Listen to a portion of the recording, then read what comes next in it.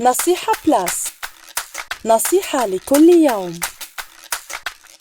كيف نتخلص من الرائحة الكريهة في الثلاجة؟ عليكم وضع قطعة فحم جافة في إناء صغير.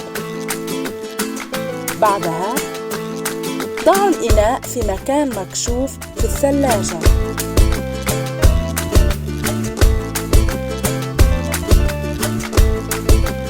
وكلما كبر حجم الثلاجة كلما نزيد عدد قطع الفحم.